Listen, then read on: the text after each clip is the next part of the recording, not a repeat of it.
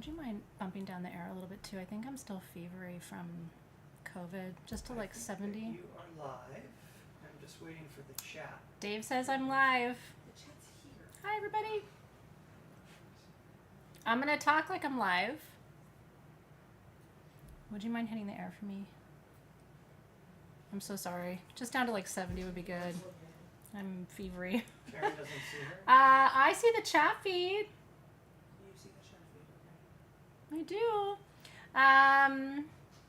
But Karen's telling them we're starting in a few minutes. Bear with us, y'all. I don't know if you can see me. If you can hear me, I'm so happy to see you because it's been one of the craziest couple of weeks of my life. I tried to put my feather in, and you know how everybody has COVID oddities? One of my weird COVID oddities is that it affected my skin, so a lot of things are irritating to me right now. So I really had to take most of my jewelry off and couldn't really do earrings and things. I don't know what it is. But I didn't lose my sense of taste or smell.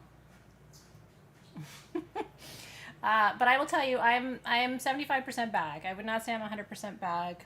I still had a fever last night. I still haven't tested negative yet, but I'm here and really happy to be here with you. Thank you for your patience, by the way, with me while I rested. I really was not able to teach in that form. So, but you may see me still taking breaks. I still feel out of breath. I mean, most of you have had COVID, so you know what I mean? You know what that whole shebang is like. But I am so thankful to just be back in the seat and be with you. And I have so much to teach you tonight, so much from your 900 pages of worksheet. Session 1 worksheets are always really thick because there's a whole bunch of goodness in here, and we are going to go through them. You also should have for tonight your certificate of commitment, which is our new session 1 thing that we're doing, which actually isn't new. It takes us back to the old sabbatical days, if some of you remember. But I just kind of like it because it gets you focusing on your desire, which is the theme of tonight's class. This month we are looking at, and you wouldn't know it from your worksheets, but you always have to know in this class, is there anybody new, by the way? Most of what I teach you is not on the worksheets because this would be, at least for me, the most boring experience of my life if somebody just read me worksheets for 2 hours. My attention deficit disorder just wouldn't allow me to pay attention. So you get your worksheets and then you get me and all of the magic that I bring you from my new favorite book, which I will show you, and then my notes. So I hope you are ready. I do want to give a disclaimer. We are going to be talking about sex tonight, and orgasms and desire, and cooters and shooters and body fluids. So, you know, if that's not something that you feel comfortable talking about, I bet it is, because I don't think we would be friends if it wasn't. But, you know, if there's just like small people who really don't need to know about all of that just yet, I never really shielded my kids from much, I have to say. I mean, because the reality is they have YouTube. I mean, I don't want to hear all the things they know about these things from the YouTubes. But let me tell you, if you think your children are not getting a full and complete education on TikTok and YouTube and Snapchat and everything else, I want to bring you into the now and let you know they probably know more than you do about sex. Or different things maybe that you don't know. And again, I'm not encouraging those conversations to be had, but I just don't want you to think like, well, for goodness sake, this would be the first time my child ever heard the word ejaculate. They don't call it that, but they've heard it and done other things. So, yeah, Michelle's like, doubt it, I'm a freak. Well, great. This, listen, here's the 2 ways this class could have gone, and I'll explain to you why I made the choice. Yeah, Little Mermaid earmuffs. Put on your earmuffs, cuties. Grandma's talking about sex. But there's two ways this class could have gone, and I chose the way I chose it for a reason. We could have had like the traditional class on Brigid, and the sacred fire and the inner flame and all these things, which we are going to talk about, and it's in your worksheets, and kind of left it at that and talked about how, how we kind of keep the flame alive, and, but it also represents the hearth, the fire in the home, and how we kindle that during the winter season, and just blah, blah, blah. And that's not very interesting to me. So, what is interesting to me is the neuroscience of desire and how your brain functions when you are in a state of desire and how it functions when you're not, and what prevents you from feeling desire, and what happens when you stop doing or experiencing or in energy work allowing, receiving, channeling the stuff that's blocking you, and how that opens you up to new pathways almost instantaneously. And I'm going to give you a real-time example from my own life. So again, if you don't want to hear about my sex life, you may want to put your earmuffs on. And if you are here for that, I also enjoy hearing about your sex life. And this is a very sacred, closed space. Nobody's going to run around talking about what you share. And honestly, I'm the kind of person, I don't care if you share what I share. I'm an open damn book. But we're going to go some interesting places tonight. And I will say, I also really am curious about your comments and your experiences too. Because part of what I'm going to do tonight is break the old science down. Should you get your husband? Well, you may want to find him afterward. So, let me burn some shit. Because I could use a good clearing myself. Listen, I'm 50 years old. I feel like the SNL skit. Have you seen it? I'm 50. Have you seen that? Sally O'Malley? If you haven't, you have to Google it and watch it. It's an old school one, but she's 50 and she's like a kick and a stretch and I'm 50, and she's in like dance classes with these young girls and like trying to show them a thing or two, and it's really funny. It's what's the comedian's name who does Sally O'Malley? So anyway, is it your favorite skit from SNL? It's one of mine. I'll have to post it later in your group. Yeah, so, well, listen, yours truly had a dry spell recently because of events in my life, and my energy is shifting, so it's kind of fun to think about all of these things. So a little bit of clearing for you and clearing for me. I like to use my wings with you guys. I don't use them really publicly, so it allows me to kind of move the energy more powerfully. And then one of the things I did want to mention, and I mentioned it in the Facebook group too, but some people had questions, and so when we get to Q&A at the end of tonight's class, let me know if you want to talk about my ayahuasca journey. And the most important thing for you as a student in the program is you're going to see me shift quite a bit over the next 3 weeks or so. People who've been with me, I haven't done it in 2 years. It's a long story. But people who've been with me for a long time know that I look different, talk different, and if it's possible, I'm a little more, how am I? I'm a little more dry. I'm a little more to the point afterward. Gives me a massive dose of clarity. But the process leading up to it, which for me starts day after tomorrow, I technically started today. I started changing my diet today.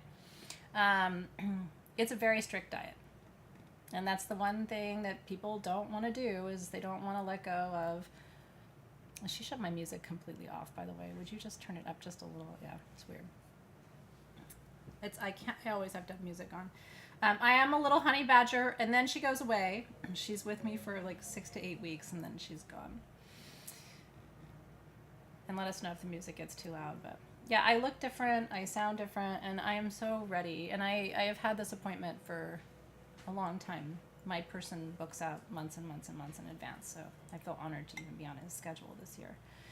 So anyway, I can talk about the diet, Karen can reshare the video, actually the whole video on how to prepare. But it's basically, you're down to, I do white meat chicken, super lean protein, vegetables, fruits. Can't have mangoes, can't have avocados, no alcohol, no drugs of any kind, no recreational drugs. And if you do that, you gotta take a break from it. Super technically, you're not supposed to have orgasms. I don't do that part, and I've done okay on the whole thing. So I like just selectively remove that part. 2 weeks without an orgasm is kind of hard for me personally, but some people are like, I'm good with that. I don't need all that. But anyway, no sugar, no salt, no garlic, no. It might be too loud, Haven. I'm so sorry. I'm gonna make Haven like do a marathon. So anyway, yeah, it's fruits other than mango, vegetables, but no avocado. And you shouldn't like not do a lot of fat. Definitely no animal fat, so no butter. You can cook in olive oil. I make a big pot of soup, and I eat hummus and carrot sticks and lean chicken, and that's pretty much what I do. But yeah, no seasoning. No, you should reduce salt. So I tend to lose a lot of weight too, which is nice. Here's the thing. There's some kind of reaction between the medicine and what they call fibrous fruits. So that includes avocado and mango and something else. I can't remember. So it's just, I'm not a big mango person. I do love avocados. So it's actually, you feel really good afterward, but man, I'm really grumpy while I'm in it. My sister's coming into town during Dieta, and I was like, I'm just not my most fun because, I love all the fun things, but it is such a good clearing. So if you can do it, your body's going to feel better and thank you. And if you're vegan, you'll have a much easier time. My vegan friends skate through Dieta. It's me who likes red meat and red wine and all the things. I struggle with it. But it does guarantee you not getting too sick, which is important. Okay. So anyway, I will post it. Karen has access. She remembers the video I did that kind of talks to you about the diet. And then what I would invite you to do, this is an opportunity for you to do a cleanse right before spring equinox.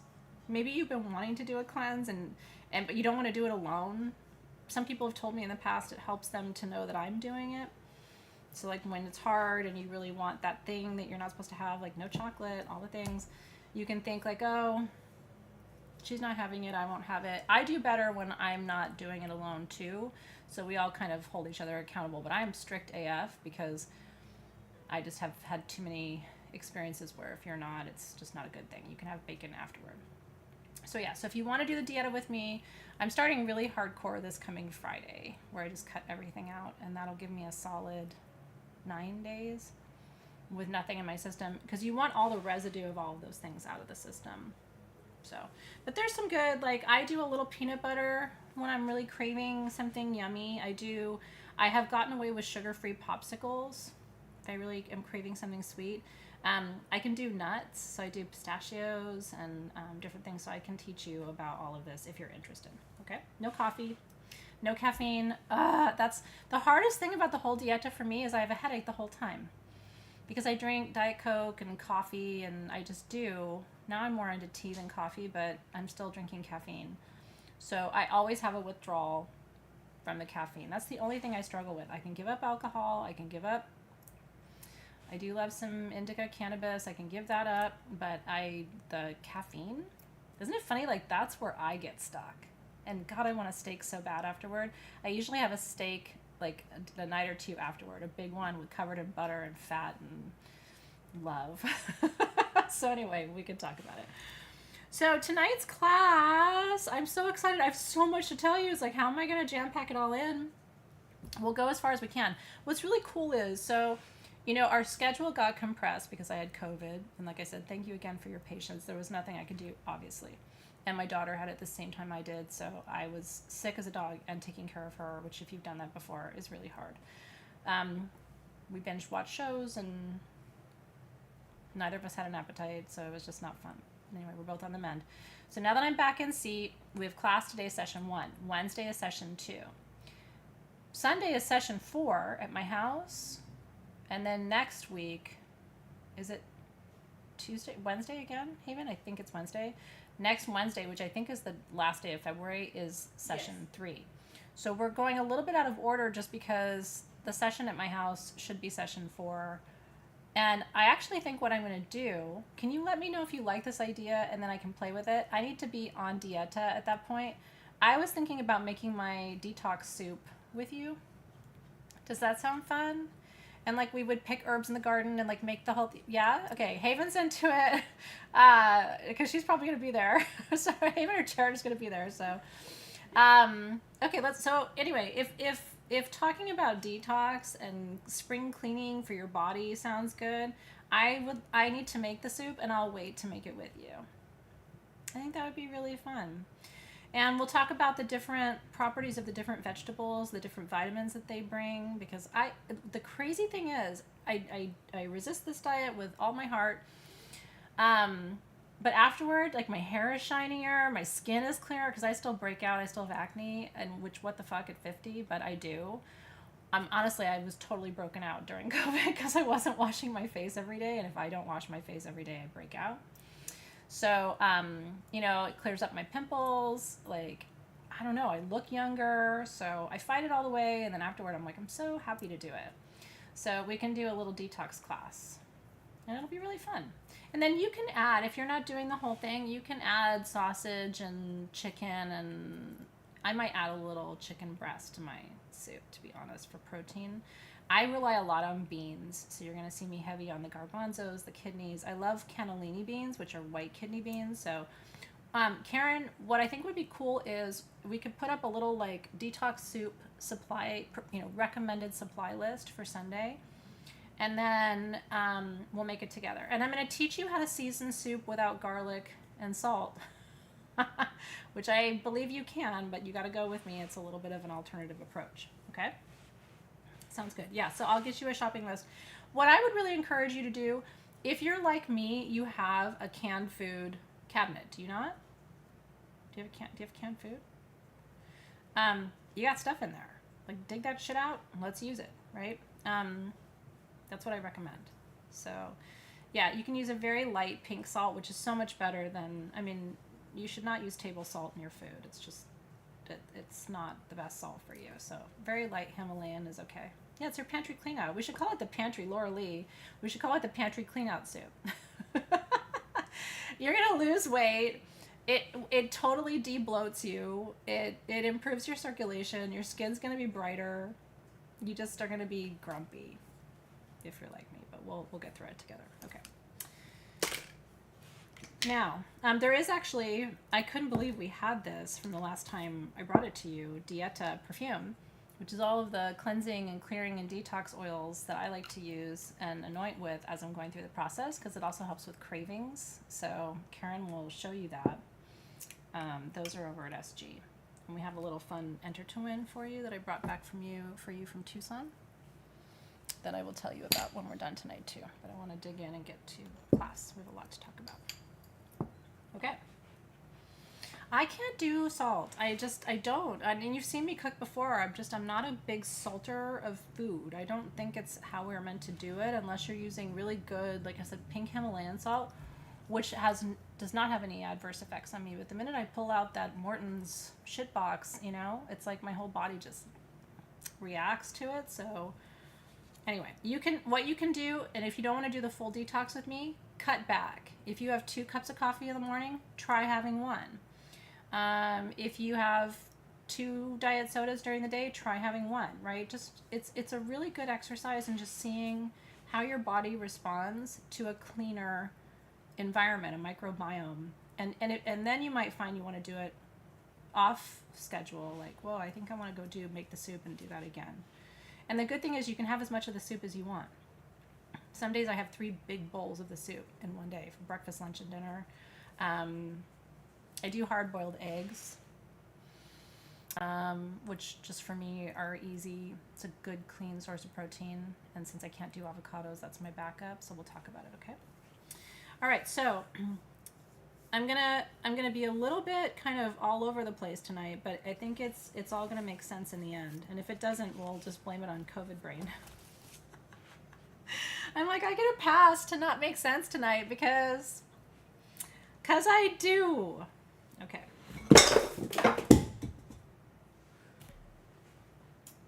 Everything's fine. We'll get it later. Okay. Yeah, it's okay. That was my sensor in my all of my bundles on the floor. Maybe I don't get a pass. Okay. So the first thing I want to do at every session one is think about where you're at. You know, part of this program is so diverse in so many ways, but such a big part of my intention in bringing this program to you, which I come back to before every class. And I have to say, I've gotten, in some ways, more positive feedback about this class than almost anything else I've taught. And I've taught a lot of things to you over the years. But this class is a little earthy, and it's really about you. And it's really about your relationship to nature. It's about your relationship to your body and your health. It's about your relationship to, like in tonight's case, what you want. Because ultimately what you want is what you're going to create. So I like to bring it back to intention. And that's what the certificate of commitment is. And then I just want you to keep this on your altar for the rest of the month. So you're going to start just by filling in your name.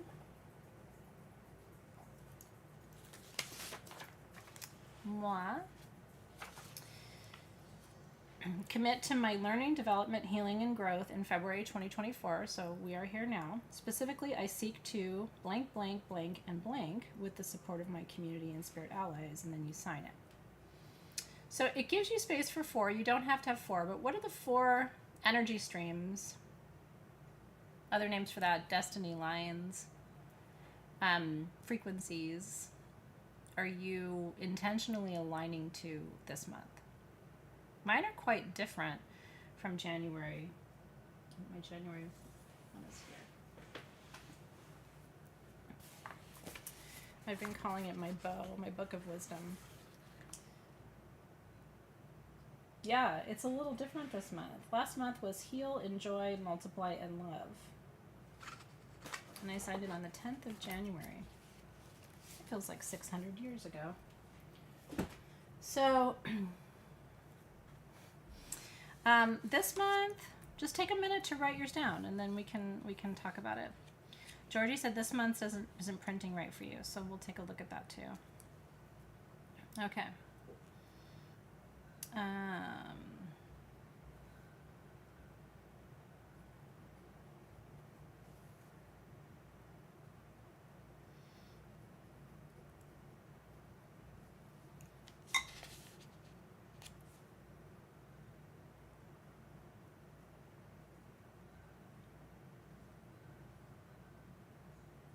I really want to find like the right word. I don't prep this part in advance because I want to be in the moment with you. It's like, ooh, what is this? I love reading yours too. Create, transform, heal, and express from Lisa. Christiana's got positivity, joy, laughter, and manifestation. So my first 2 are open and attract.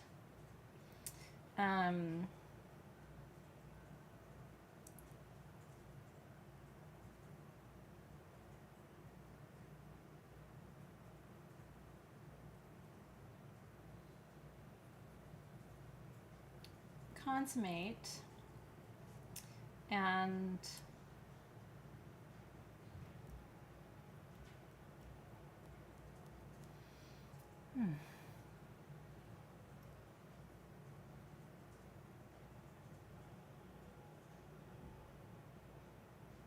play. Careful what you wish for, y'all. Signed this day, the 19th of February. By me. And in the Book of Wisdom it goes. I did enjoy last month, so I thought play would be nice. You can enjoy something like, I could sit here and enjoy the fact that it's raining outside, but still not be having a great time. My next cycle of intentions until we do this again is really about play. There's a little youthful, spritey something in my field these days. So that's what I'm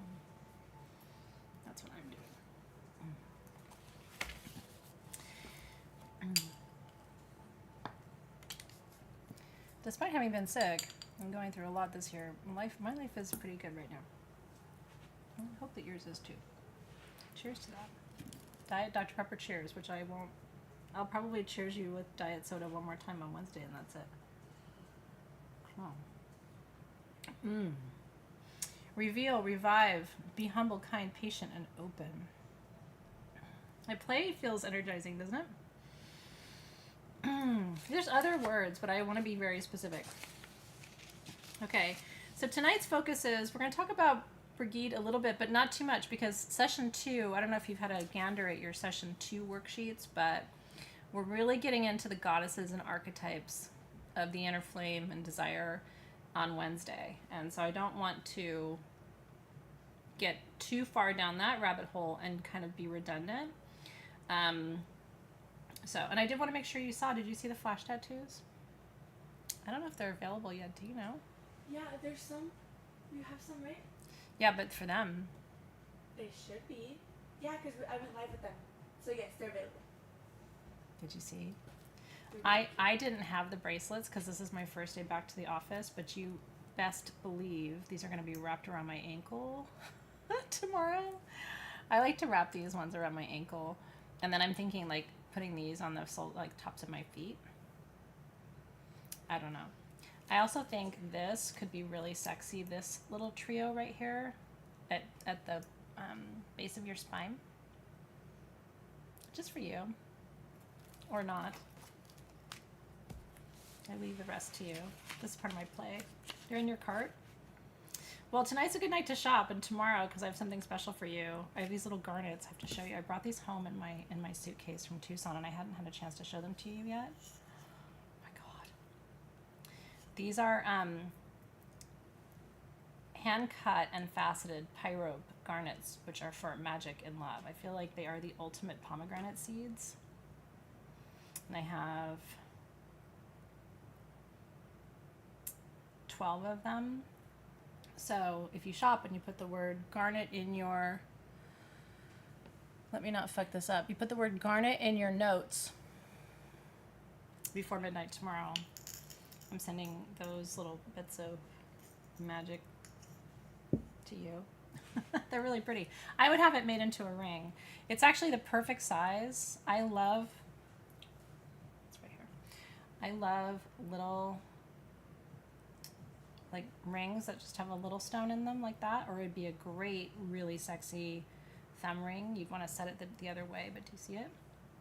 And a jeweler can easily take that and put it in a little silver band for you. No, I'm sending them to 10 or 12 different people. I thought it was fun just to spread. That's all he had, of little cut faceted pyropes. I'm like, pyrope! It's the magic and love stone.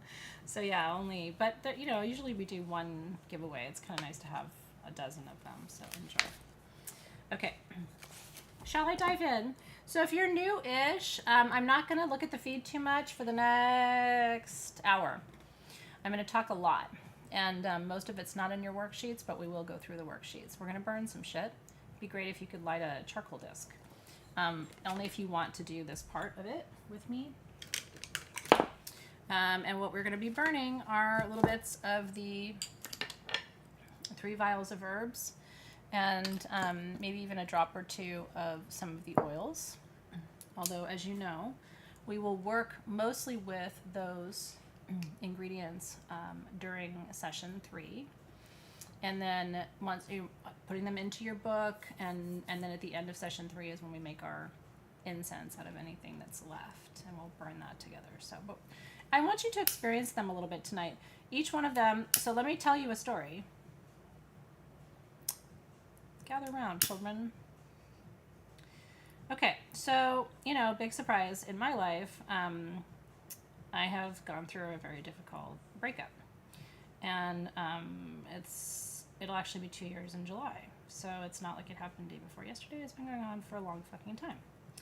And I my mom had just died actually right before my marriage went the way it went, and this class is not about that. But what this class is about is my process, which might be helpful to you, because a lot of you have gone through grief of a loved one or a relationship, or even just grieving. Like, I mean, I'm almost an empty nester, which is really weird. I'm not quite there, but like my kids are getting older. They're super independent. They don't need me around a lot, and sometimes they don't want me around a lot, right? They want to be with their friends. So it's all this process of things that we go through as we get older. When we're young and we have children and they're young, our whole life is wrapped up in them. And then we get to my age where you're like, whoa, I better get pretty self-contained pretty quick, because all the things that used to fill my life are not there. I don't have, an ill mom who needs attention. I don't have a husband, and I don't have my kids all the time. So I share my story with you because if you haven't gone through these things, you may one day. The biggest lesson for me has been nothing really stays the same, but we think it is. Like, we think, oh, I'll always be in this apartment, or I'll always be living here, or I'll always have this relationship. But what I've gone through is really noticing how much life can change, and then almost in a way like watching my own process, noticing what worked for me and what didn't work for me. And now I'm coming out the other side, and it's kind of fun now to be where I am, because I have a ton of freedom and I have a ton of options. And I never, for so long in my life, I didn't really see myself as having freedom or options, and that can be a really scary place to be. But I think if you look at it magically, let's use that word. If you look at it magically, it's actually a void. And magic happens in the void, right? It's the new moon, right? It's the blank slate. We're going to talk about the biochemistry of desire in a minute, and how you really can't get it up if there's certain conditions in your life. And I feel like my charcoal disc has too much serotonin and not enough testosterone, if you know what I mean. I can't get her ready. Oh, Lord. Maybe she's on fire enough and doesn't need me to keep lighting her over and over again. Yeah, so I'm not through my process yet, but I'm in the middle of it, and it's kind of a fun place to teach you from. I know she's not cooperating, but she's hot enough. She's not going to go all the way with me tonight, but she's there. Okay, so in preparing you, I'm going to explain the serotonin thing. It might be interesting to you. That's part of the biochemistry. I'll get there in a minute. In preparing you for tonight's class, I asked you a question. If you were watching my lives from bed during the last week, and don't worry if you weren't, you can think about it now. I asked you the question, when was the last time you manifested something you really wanted? Really wanted. It could be almost anything, like, I don't know, moving to a new location, or finding a new job, or a new love, or, losing weight, or, I don't know, getting a promotion. I mean, I don't know, whatever it is that people want. When was the last time you really had your heart, mind, spirit set on something and you manifested it? And I asked you to think about, what were you like at that time? How did you feel? Did you look different than you do now? Were you saying different things to yourself? Were the relationships around you different? Or was it all the same? There's no right or wrong answer, but it's just what was going on for you at the time when that happened. And I'm going to take it a step further and encourage you to do something that at first blush is going to sound weird. And if you don't want to do it, you don't have to. Because I'll tell you, if somebody sees it, they're going to think you're weird. But if you're like me, you won't care, because I don't care what people think. I think you should print a picture of yourself from that time and build a little altar to you. Now, I have a friend who made an altar to himself in his house. And like I said, I'm going to tell you, it looks a little weird. There's like a big 8x10 glossy of himself. It's in his bedroom. I've only seen pictures of it. But it is legit, like a complete self-worship situation. And at first I was like, and now I think I can understand an opportunity in a moment to do that. I'm not saying you have to leave this thing up forever. But I did have a judgy moment when I was like, did it have to be an 8x10? So anyway, I'm going to print out a small picture of myself and do this assignment with you and add it to my altar. And it's simply a touchstone reminder of, because pictures are holograms, right? That's how I see them. Some people don't like to have their picture taken. You know, there's certain traditions, like in Buddhism, there's a little bit of that sentiment, because sometimes in certain traditions they think that you hold on to the spirit in a picture. But then my experience has been that when we put our ancestors' pictures up, they actually like that. There's a little bit of like, oh, I'm in your space, you're acknowledging me. It can be kind of powerful. So I want you to bring that, let's call it a hologram, put it in a pretty frame, add it to your altar. I would love to see that picture. So if you're down, you know, the Facebook group just gets so fun. And I do want to take one moment and put this in parentheses and say, my favorite teaching experience of my life to date, no joke, because I've been teaching since I was 22. That's 28 years. My favorite teaching experience of my life has been seeing your books of wisdom. And I'm not the only one. Team SG, we've all commented, you know, Haven and Jared and people who are in the group and see what you guys are doing. It's just like, wow. And to open my phone during the day and just see pictures of your book of wisdom, I don't know, it shifts my whole field, because there's a lot of times there's so much crap in the Facebook feeds, not in our group, but, you know, in general, that the book of wisdom really took over my feed for a week or two. And it's the best part of for me, of teaching you this year, is seeing how your creative juices are flowing. Hopefully tonight we'll continue that evolution. This could be a baby picture. This could be, isn't it fun? So inspiring, by the way. And a lot of you have inspired me. I'm like, oh my God, I'm going to go do that. You know, and you can keep going. Like, you don't have to do just the herbs and the oils and whatever. Like, it can be letters to your children with a baby picture of them, or a letter to yourself, your younger self, and put your, instead of framing the picture, put the picture in your book of wisdom and be like, write a letter to her or him or them, you know, and just say, this is how I look at you from where I sit today. And the more fun exercise might be, let the picture talk to you. Write down, do a little auto writing, try your left hand, and ask what that version of you wants to tell you today. If that version of you knew everything about your current reality, what would it say to you? And I bet you need that wisdom. So that could be a really, I honestly, if you do that, you will make my teaching career complete. Because again, I want my whole feed filled with cutie pie pictures of you and all these stories about when you were more in your power maybe than you are right now. If this is your power moment, you're in it right now, you're like, this is the best I've ever felt, take a selfie. Like, be here now. And I'm going to be so happy to know that, if that's true for you. If you're in your power right now, then a current selfie is actually the best thing you can do.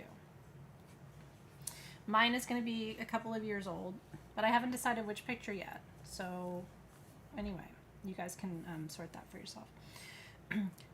We talk about holographic healing a lot in metaphysics, and I don't like the conversations all the time, because I find it's real airy-fairy. It's like, oh, you know, pull up a hologram and, you know, then, you know, connect your current hologram with that hologram, and it sounds a little woo-woo. If you think of pictures as holograms, then you understand the power of them, right? Images hold the vibration and the energy of the moment they were taken. So they become these points in time. But if you believe in quantum mechanics, which I think most of you do, then you know that the past is happening now, the present is happening now, and the future is happening now. It's all happening now. It's very complicated and it's overwhelming, but it's true. And so that part of you still exists. You can also speak forward to the, for me, the crone part of me that I haven't fully merged into yet, but she's down there that road.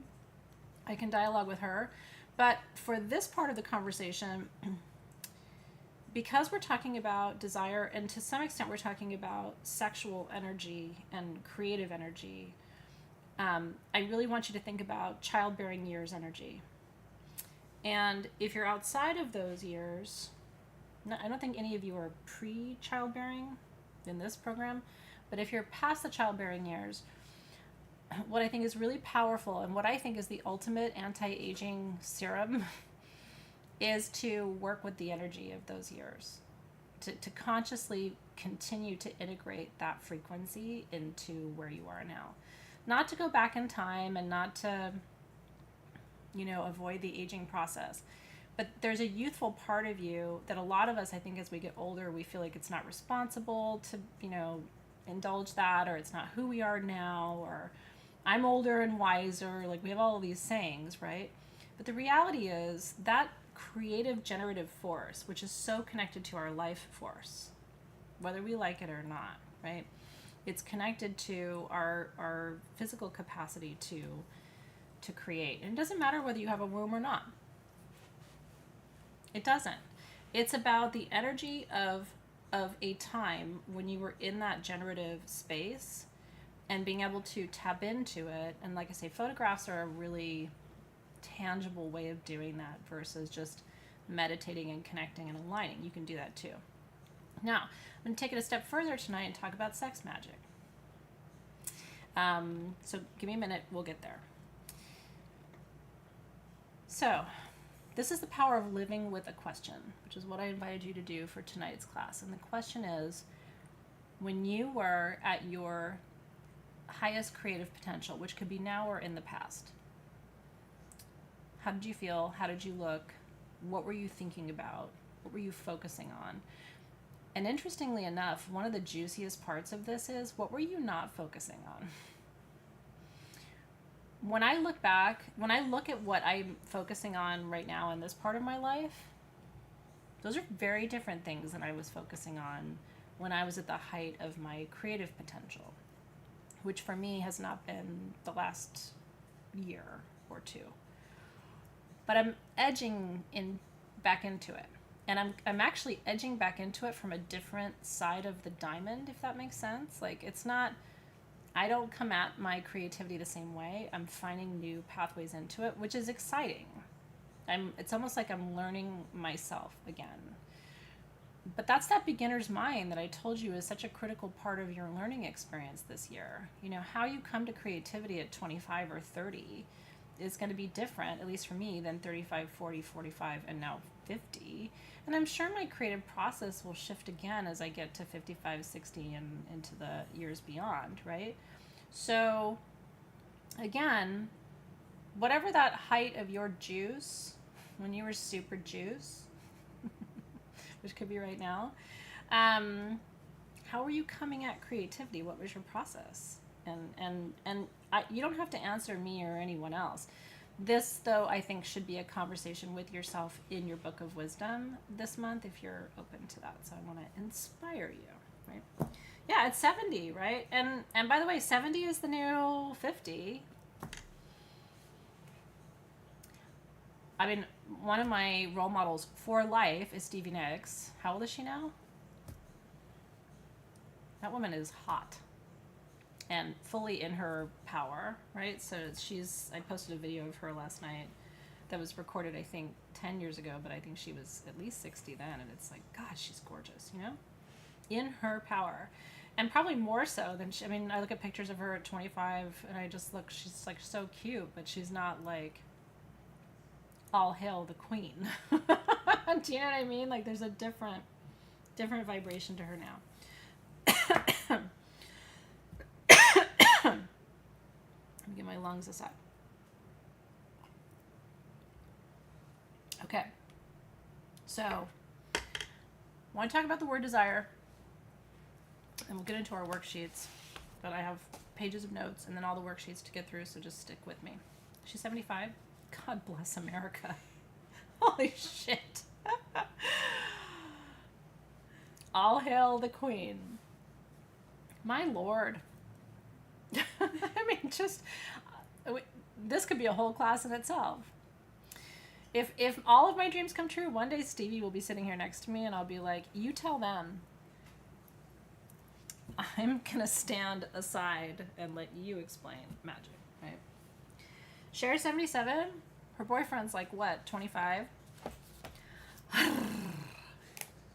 He can probably barely keep up with her.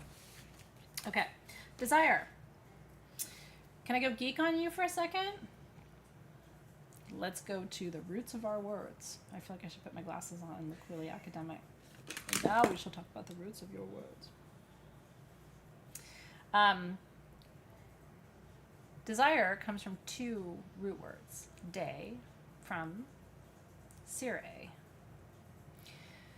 Have you heard the word sire before? Yes, sire. People say that to a king, right? Sire in Latin means father. It can also mean God. It's a male figure with authority.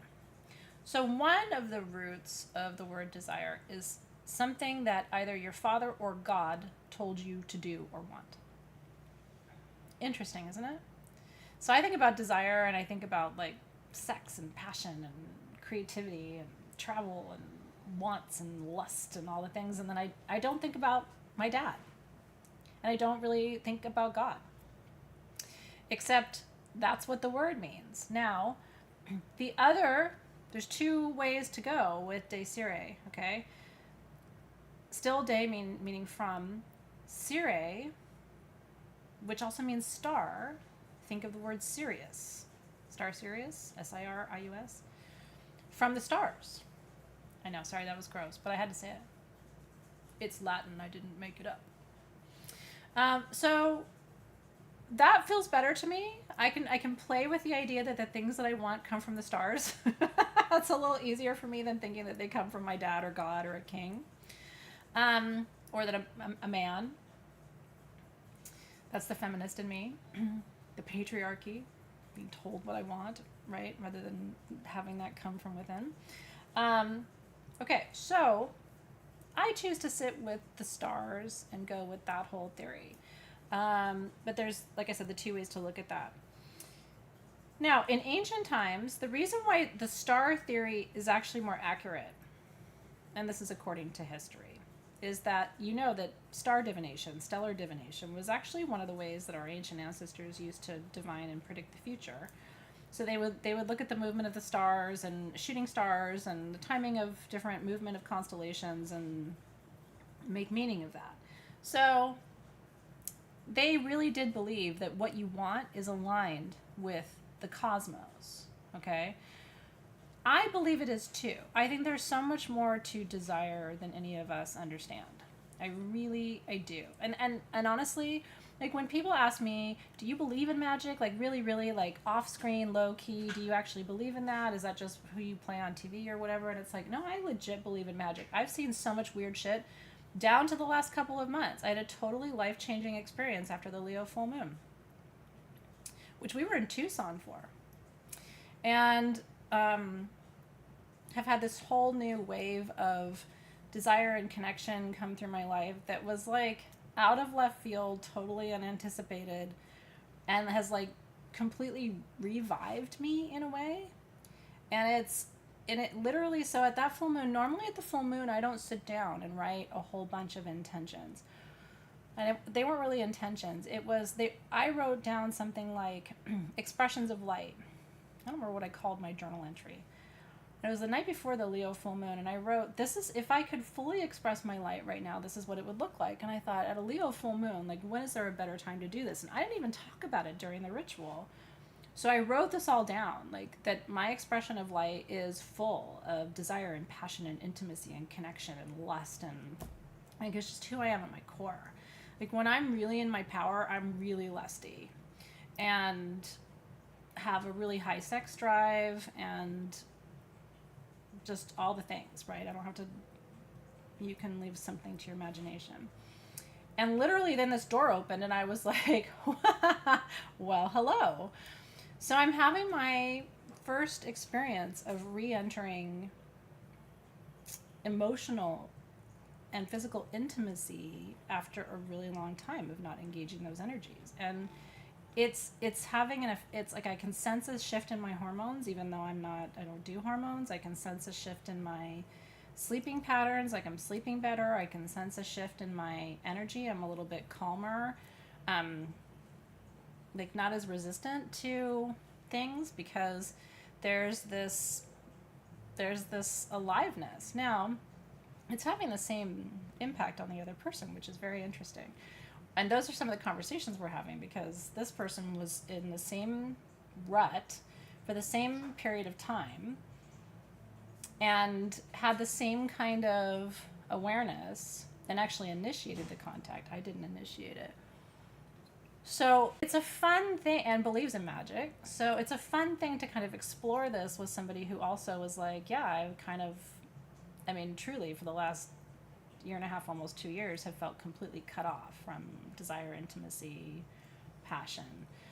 So there's a little fire. This whole tonight's conversation about the inner flame is so completely well timed, because it's literally happening. And then I had already scheduled ayahuasca before all of this happened. So now I'm like, well, what's going to happen there? Woo! Doggies. I have not consummated that relationship yet. But I'm enjoying, at my age, I like the syrupiness of a long, slow engagement, if you will. I know. So anyway, that's what's happening with me. Now, I want to talk about the biochemistry of desire, because this is a big one, right? Well, and I will tell you, I also had no interest at all. And I really thought, if you could talk to some of my closest girlfriends, I was like, maybe I do need hormones, as I haven't done hormones. And I'm like, maybe that's what's going on. Like my sex drive was kind of icky. But what I realized is grief, and I'll explain the biochemistry of this to you in a minute, because there's science behind it. Grief and stress are the antithesis of desire and lust. Let me say that again. Grief and stress are the opposite of desire and lust. Why? Grief and stress increase what chemical in your body? The release of what chemical? Anybody know? When you are very stressed, and you're not even eating that much, but you can't lose weight. You've been in that place before? And you're run down? Yes. So grief and stress go up, right? And cortisol increases. Okay, so cortisol is really interesting. Cortisol reduces attraction, and not only your attraction to things and people and places, like you're like, I don't want to go anywhere, I don't want to do anything, right? But it also decreases your magnetics. It makes you less attractive. And this is all the world according to Athena, but this is why I was telling you, I could sit here and go, Bridget represents the inner flame, and you'd be like, but instead I'd rather talk about cortisol and attraction and why people are not magnetized to you. So when you are in stress and grief, and fear, so changing to new environments, you're out of your zone, right? You don't know where things are or people are, move to a new city, somebody dies, you lose a relationship, ground shifts under your feet. Again, you are not going to be attracted. In fact, Adonis himself could sit in your lap naked and you'd be like, I'm not in the mood. And you're also not going to be attractive. So Adonis is going to go pick somebody else who has lower cortisol. It's a true story. Okay. So what do we do? How do we manage this? Well, the first step is awareness. I have increased cortisol production. Well, what are some signs and symptoms of that? Slow metabolism, irregular sleeping patterns, overeating, even when you're not hungry and you don't even want to, you're snacking.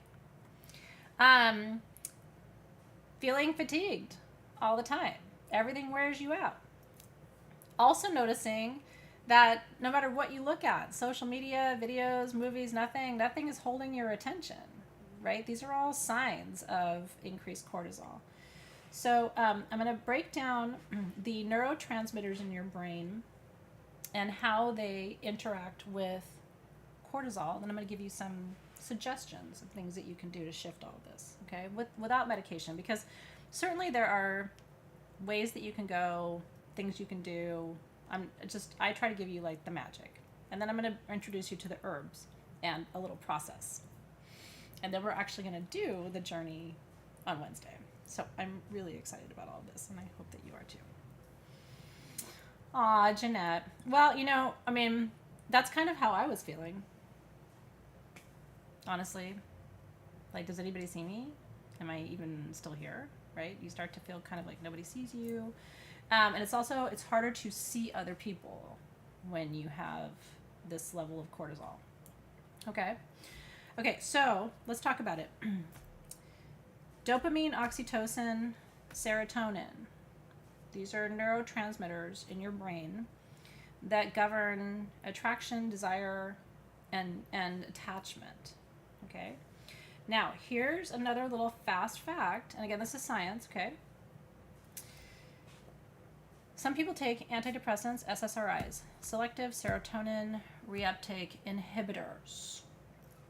Everyone in the back, SSRIs. I think they're lifesavers. I think a lot of people need them.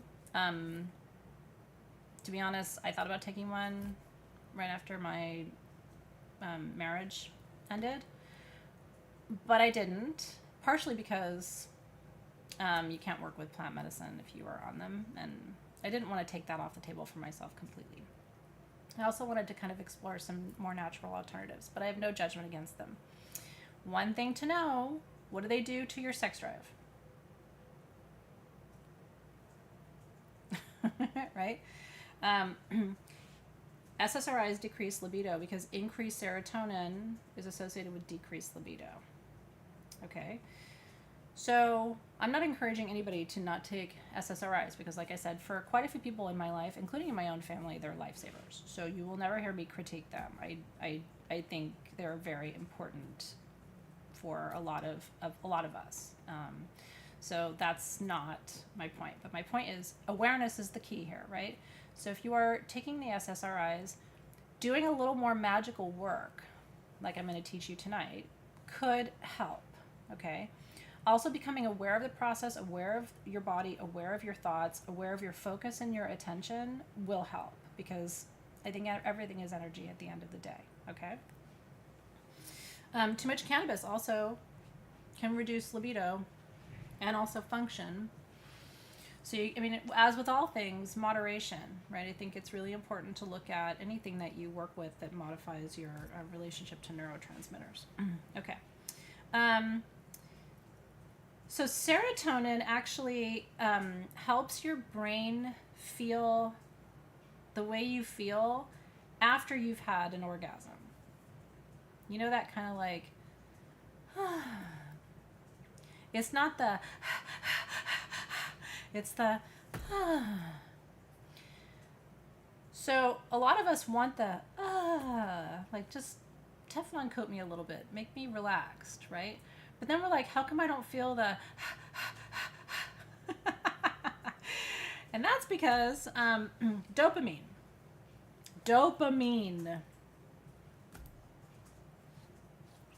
When Adonis slides into your DMs with his bad self, and you go, that's very different from, that's the beginning of the cycle, right?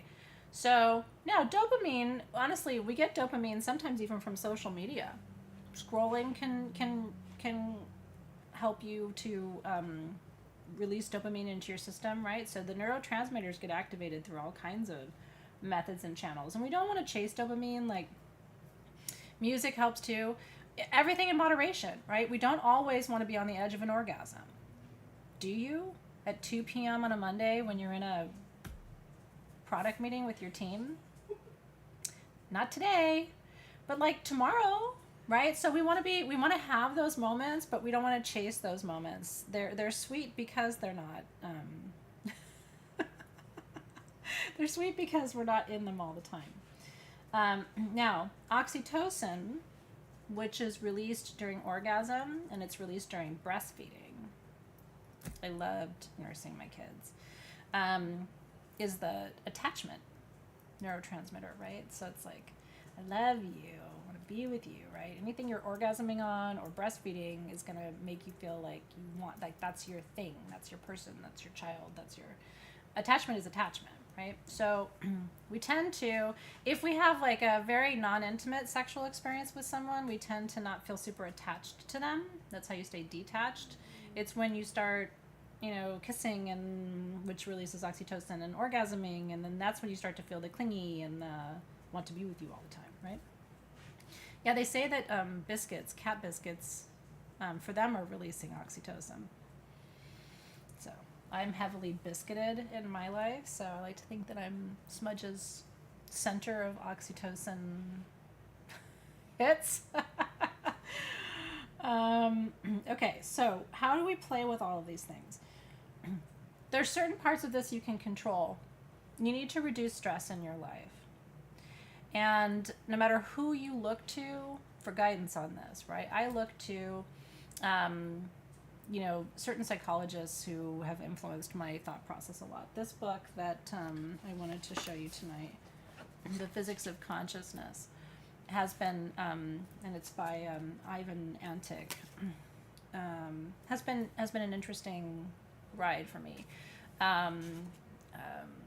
Gabor Mate talks a lot about the role of stress and how divergent our brains have become because we're overstimulated. There's a relationship between overstimulation and neurodivergence, right? So there's a lot of people in the field who have very smart things to say about stress. The one thing I have to say about stress is you can control it. I'm not always good at it. Even the sacred pause for me, especially in the last couple of years, has been really hard. But one of the things that psychology teaches us, and I actually learned this in graduate school, there needs to be a space between the stimulus and the response. If you are a stimulus response person where you get stimulated and you respond all the time, there's no place for consciousness. There's no place for magic. Now, if you put too much distance between the stimulus and the response, that can look like you're not participating, or you're not, like you're not engaging, right? Like you're not affected. You're tuned out. So you don't want to put too much time between the stimulus and the response, react versus respond, right? And you're going to be more likely to react consciously rather than unconsciously from shadow or from projection or something else if you put space between the stimulus and the response. So somebody pisses you off, that's why we call it the sacred pause, right? Like, this is my stimulus, now I have to look at my response. There was a page I specifically dog-eared in here that I wanted to read to you, and then you can decide if this is a book you want to add to your library. I don't think the whole book is amazing, but I think a lot of it is very wise. So on page 83 it says, and I want to share this with you tonight too, because I'm going to give you a choice on Wednesday. We're working with fire a lot this month, but I also want you to remember I'm a fire keeper because my whole chart's fire. Some of you are water keepers, some of you are earth keepers, some of you are air keepers. You can look at the number of planets in your natal chart in the particular elements to find that. The other place you can find what kind of elemental keeper you are is based on major events in your life. My parents' restaurant burned down. My family's had to run from wildfires twice, once when I was a child and once when our kids were very small. We had to evacuate because there was a wildfire in San Diego. So I've had physical relationships with fire, and I've had my whole chart is fire, so I'm a fire keeper. So what Ivan says is on page 83, we always change reality by using all dimensions of nature, which are all in us: air, fire, water, and earth. Before we set about doing things, we first ponder the matter carefully, weighing it in our minds. This is what I'm saying, stimulus response. Considering all the aspects that could come about, how to go about it, until we come up with several versions before we pick one, for example, element of air. We then focus, exert our will, and he's saying that will is fire, okay? Choice is air. And imaginations of its shape, the element of water. These are the steps one undertakes to realize an idea on the physical plane, to make it the reality in which we are. Maybe we do not meticulously analyze everything the way scientists do in their work, but spontaneously come up with an idea, an image, or an intention to do something, and then a few moments of deliberating, we apply ourselves to the task, and yet again, sometimes it all happens in a flash, or it seems that way to us. The higher dimensions in us operate like that and affect the processes of our phenomena. All the imagining and designing with our mind are possible only because there are higher dimensions of nature within us, and they are simultaneous. So, since nature is multidimensional, momentary, and unsubstantial, it is clear that as such it can express itself only as an amalgam of all the possible realities in one whole, because it really consists of all parallel realities. All of that in English is everything's happening now. We talked about this earlier, right? And sometimes you take a year to make a choice, and sometimes you make a choice at dinner. Do you want a chicken burrito or a beef burrito, right? Like, you're constantly making choices that alter the chemistry of your environment, and then everything shifts around you to reflect that choice, right? So here's the last part I wanted to read to you. When we are thinking about something, the reality this thought belongs to has already been realized, but only in the element of air. That's why I always say, like, I love people who think about things a lot. I'm so happy for them. They get shit done, right? I had a really great idea last year. That's so great. You know, congratulations. So when we desire something with all our heart, when we invest will and energy into something, and it is already realized, but in two dimensions only, air and fire. Lighting a candle does this too. That's why candle magic is so important. That's why I made you a candle finally for tonight's class. And there's no better time to light it than right this damn minute. We can talk about the candle later. But it's true. And so this is what I did at that Leo Farkin full moon, is I had a thought in my mind, and then I lit a candle.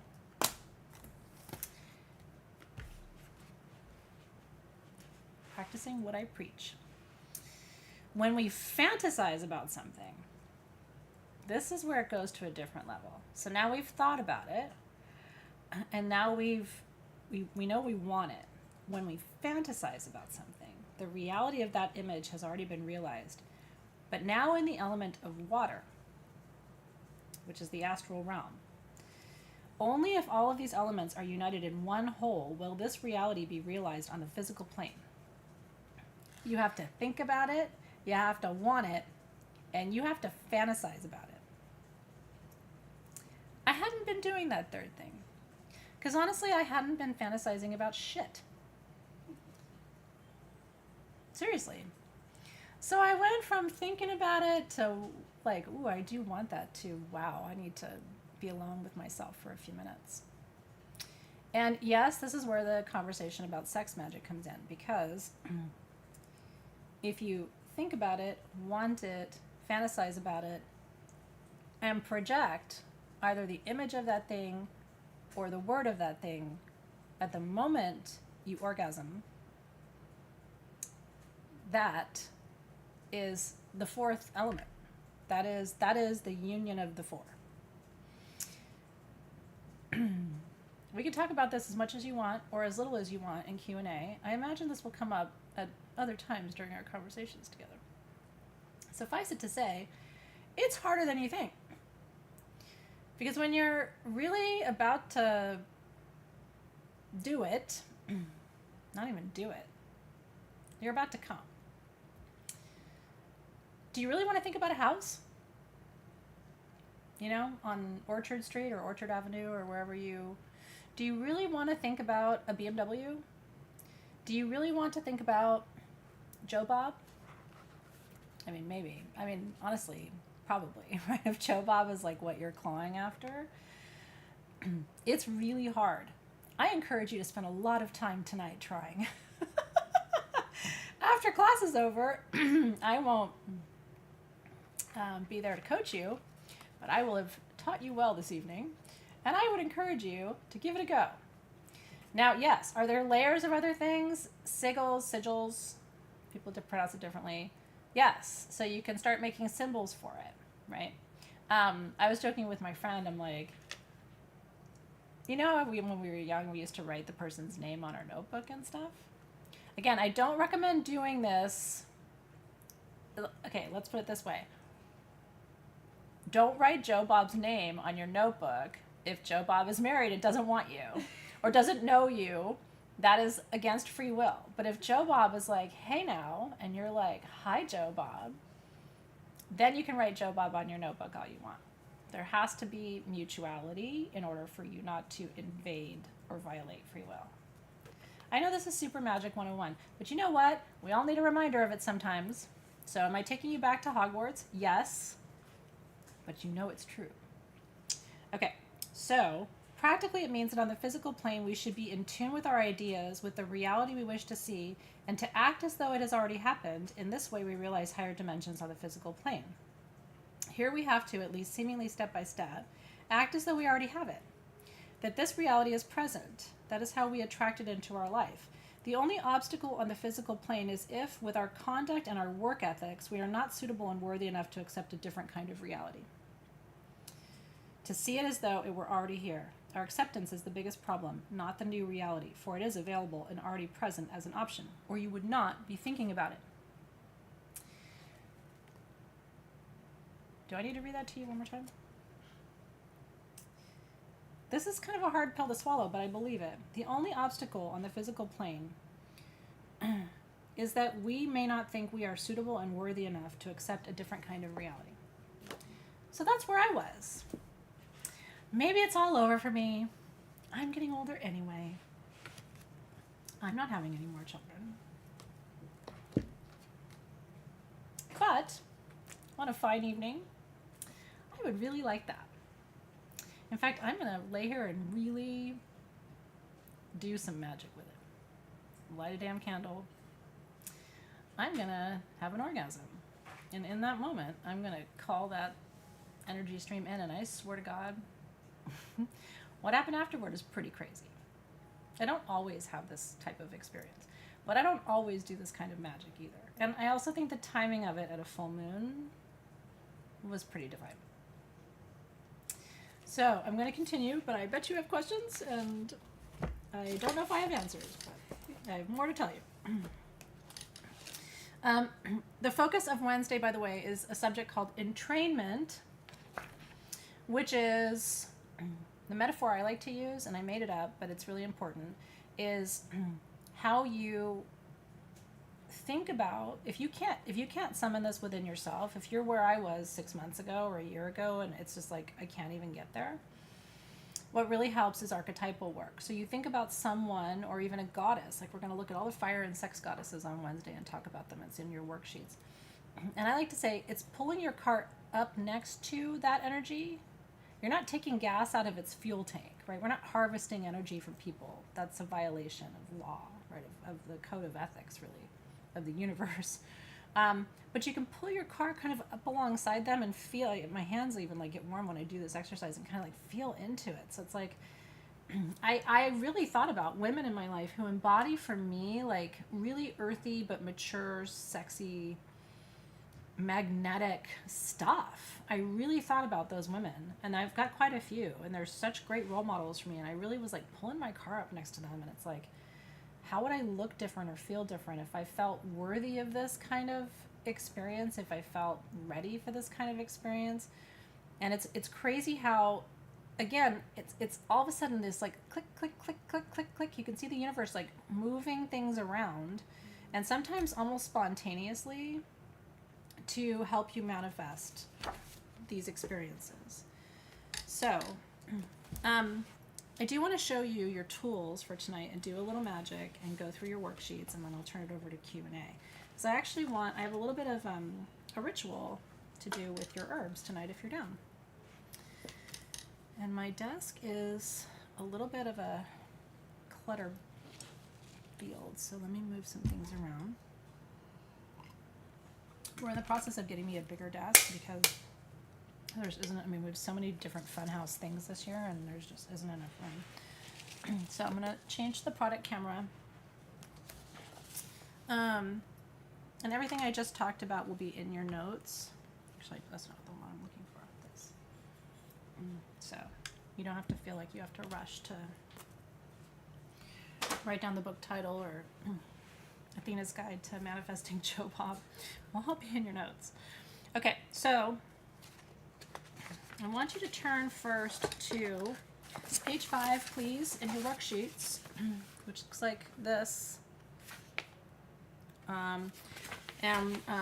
Normally we just talk about the herbs in session 1. We don't really do a lot with them, but I wanted to do a little ritual tonight. If you're into what we're talking about, this is a very powerful way to work with the 3 herbs that are in your kit tonight. And we can add a little bit of basil oil for money magic if you want.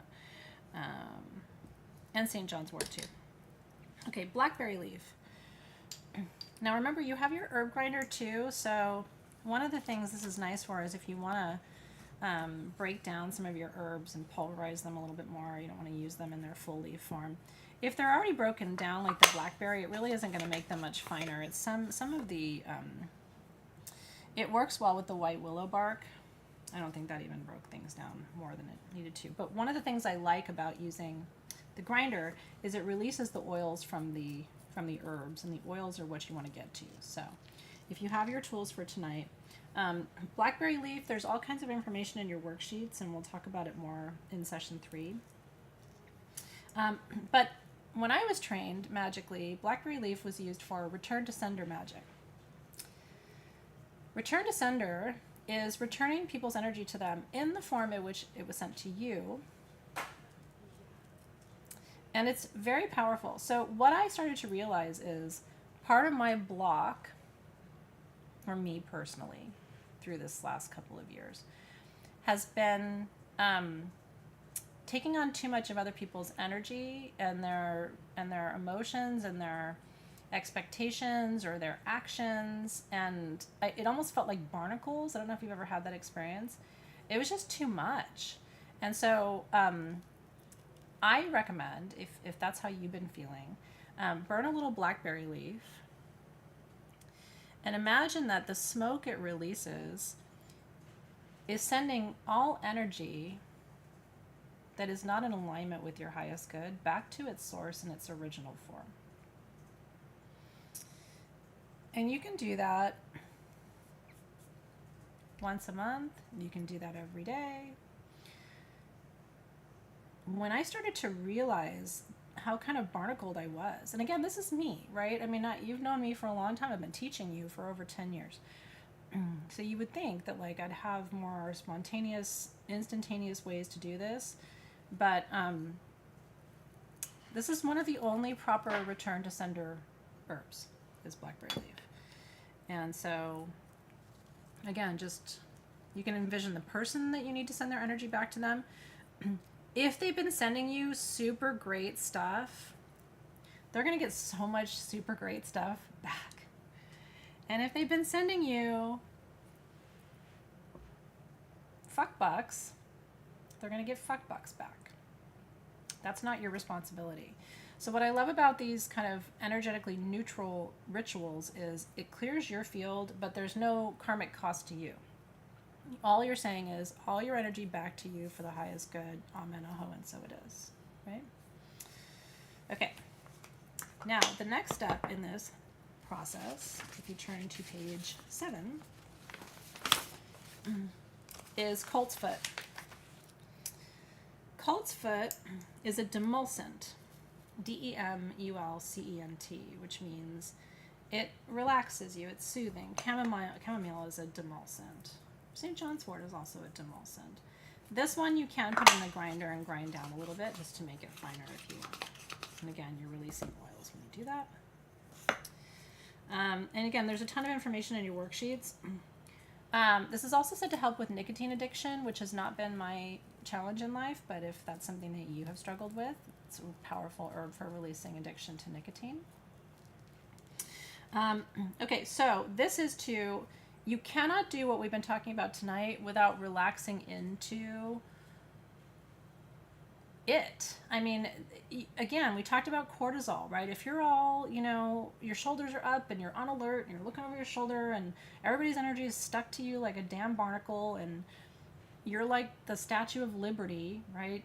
Give me your needy, your poor, your sad, your, you know what I mean? Like if you're just, then you're going to be in that state where the inner flame is compromised. Your inner flame never goes out, right? By the way, we haven't gone to the Q&A part, by the way, so I do dedicate time in class for questions. So I know right now I'm not giving that attention to you because I just want to kind of get through everything and but write down your questions because I will get to as many of them as I can. So with the blackberry leaf, it's just a return to sender.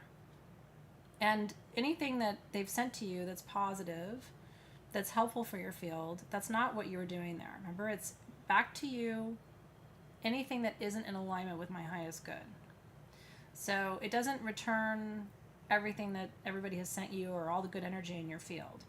It's specifically designed to return to people anything that is not in alignment with your highest good. That could still be good energy. It's just not energy you need to work with. Does that make sense? So it's sort of like people say, well, if I clear if somebody gives me a stone and I clear it with white sage, am I clearing all of the energy of the stone? It's like, no, you're clearing the lowest vibrations.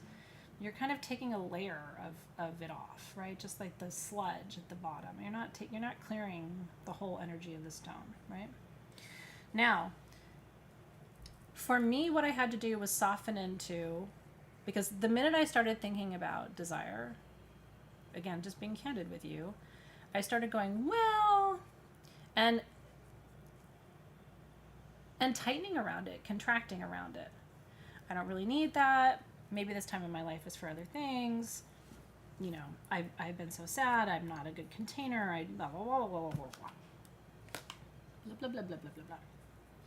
I had to really soften into and again, this goes back to, so what would Athena in the year that I'm thinking about say to me now? She would be like, who the hell are you? This is not you. You are I really I conjured the image of the Empress from the major arcana of the tarot, which to me she's leaned back on her chair and she's all pregnant and right? Somebody gave it to her and she took it. And that's very much like a soft, she's got this long flowing robe and she's not sitting there contracted with her arms crossed and stuff like that. She's colt's foot. This one also brings back love to you that was lost, if it's meant to come back to you. So that's another really good thing. So you should feel clearer after the blackberry leaf. You should feel softer after the colt's foot.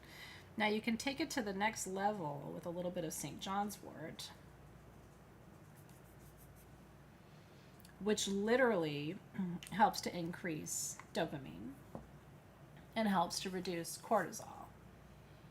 It's powerful. So you can anoint with that. You can add a little bit of that to your charcoal. It's expensive, but it's powerhouse.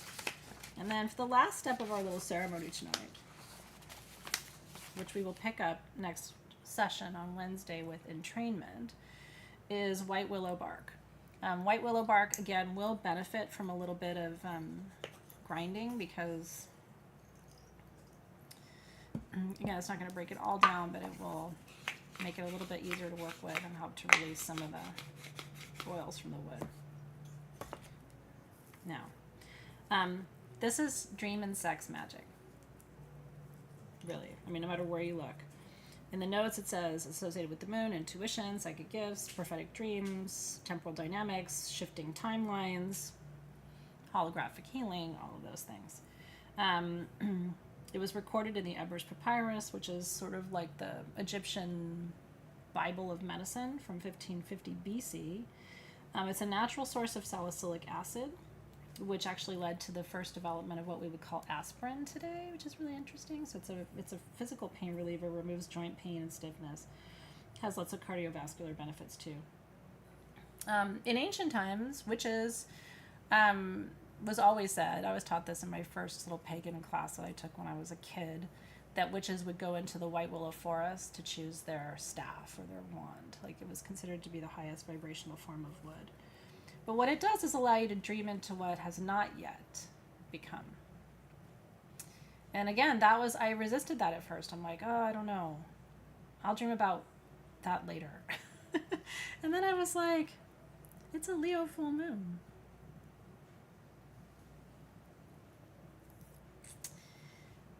And so I literally just let myself kind of go into an altered state with nothing but the herbs.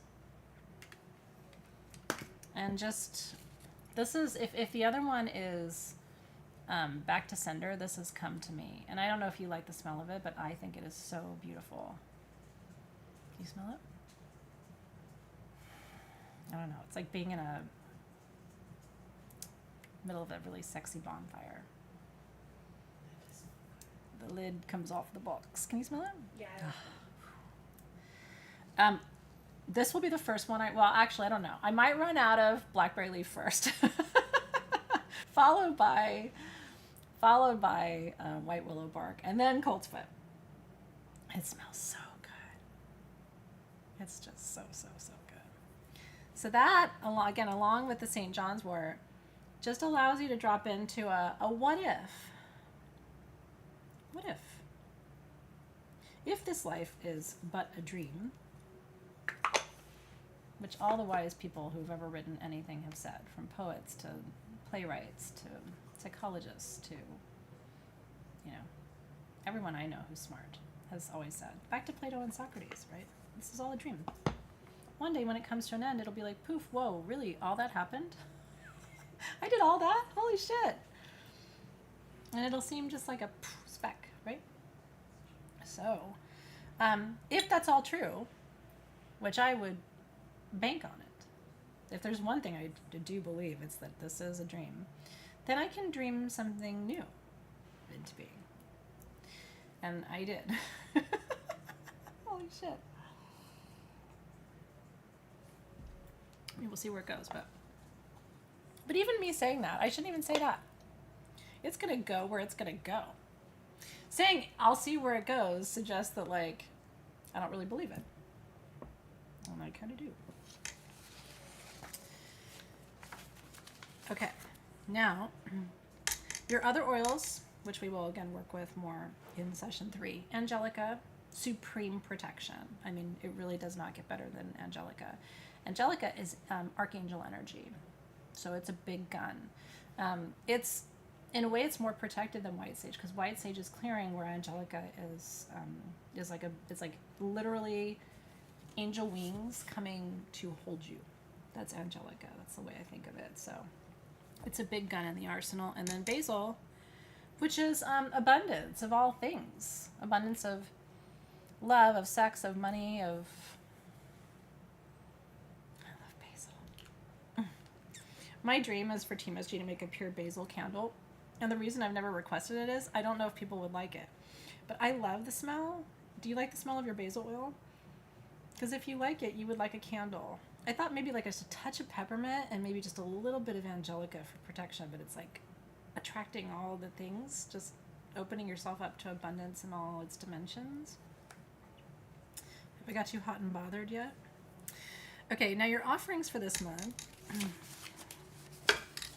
Again, just in service of introducing you to all your tools.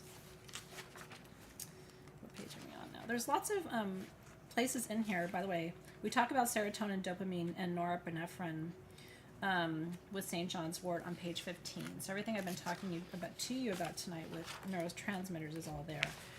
Your offerings this month came with a sweetest little oak slice to go into your offering bowl. That's sweet. You could paint it or, write your symbol or your sigil if you wanted to on there. It's protective, revered in Druidic traditions too. It's fortitude and strength.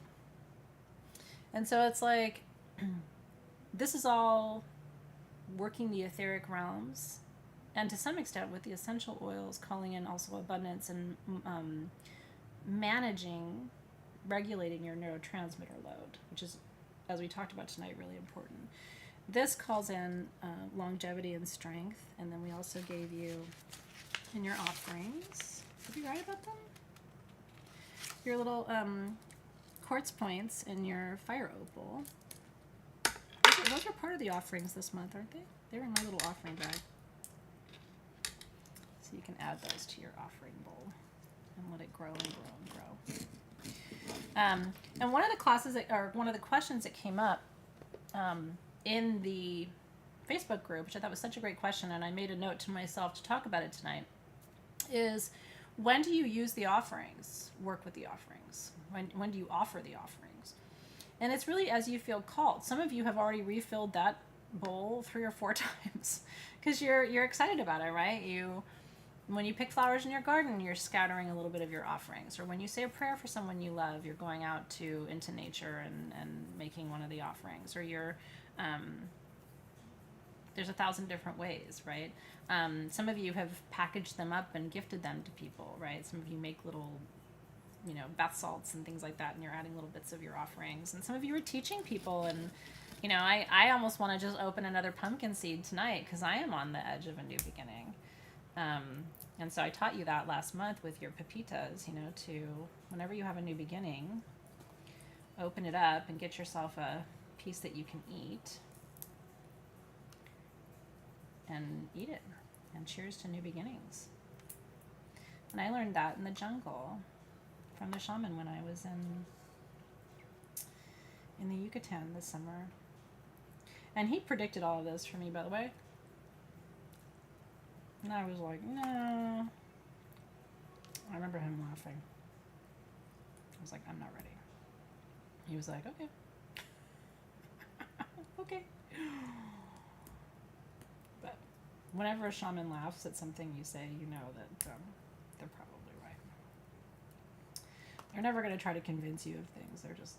They're just seeing the energies. He was like, it's in the dream time. It's in the dream world. I was like, oh, okay. So, blessings. Blessings on the beginnings. So other things in your kit, we're working with your incense for this month will be your wisdom incense that we will make once we're done with all of our ingredients. Is it wisdom this month? That was last month, wasn't it? No, you got your 2 small jars. Sorry.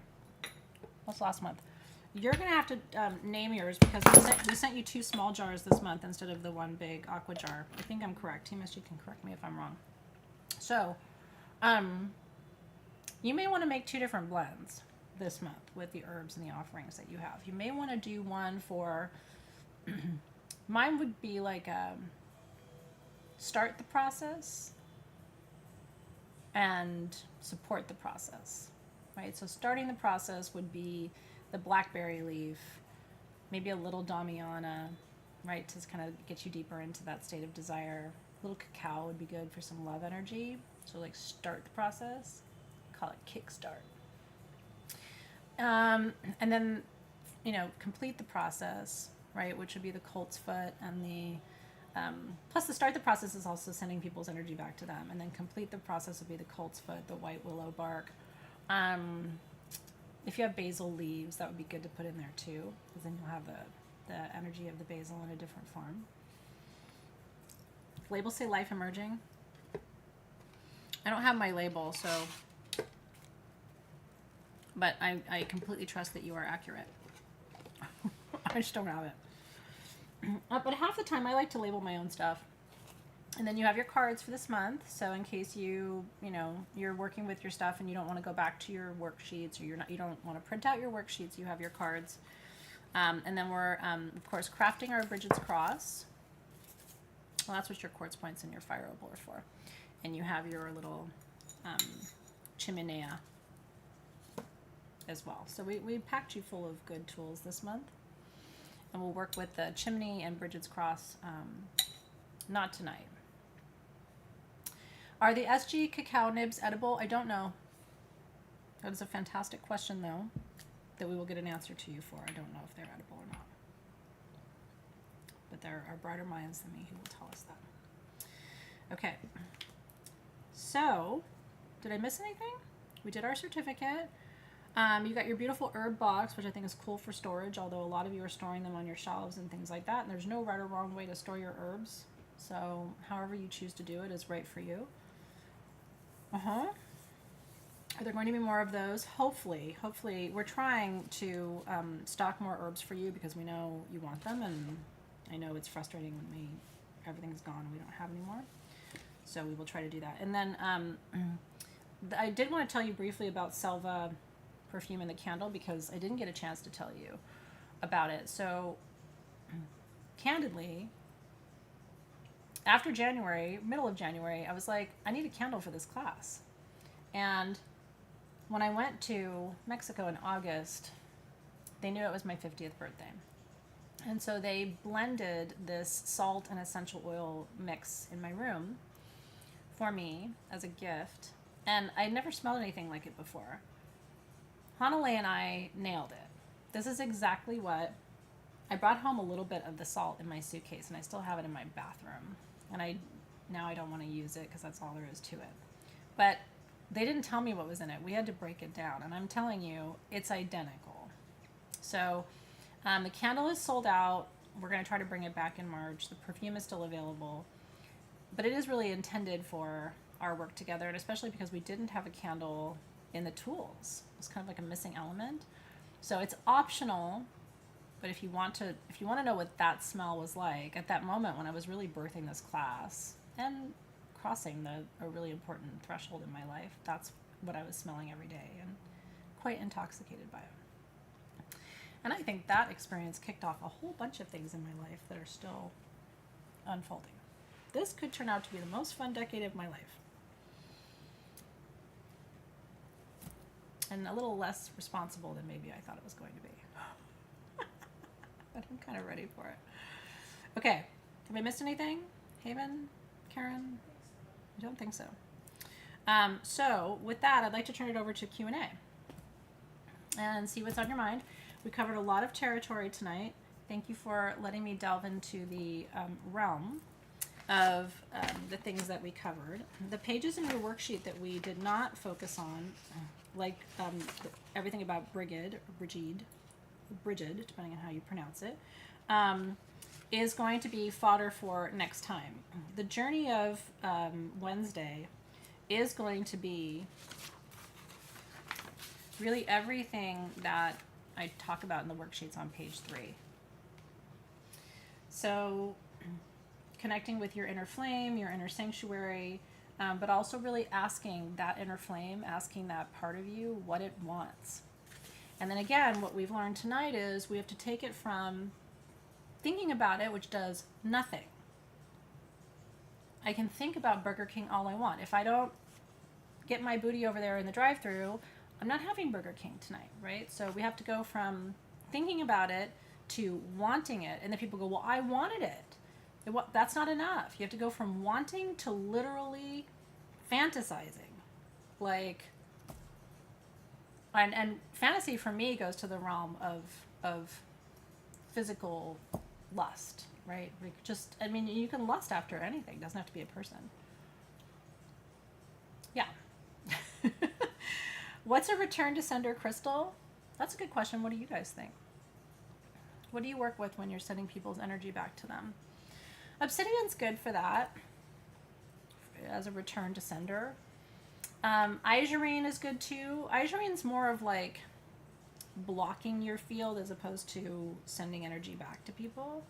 You can also just use visualization, right? Like some of these things don't require tools. The only thing I worked with in my little simple ceremony, true story, is a candle.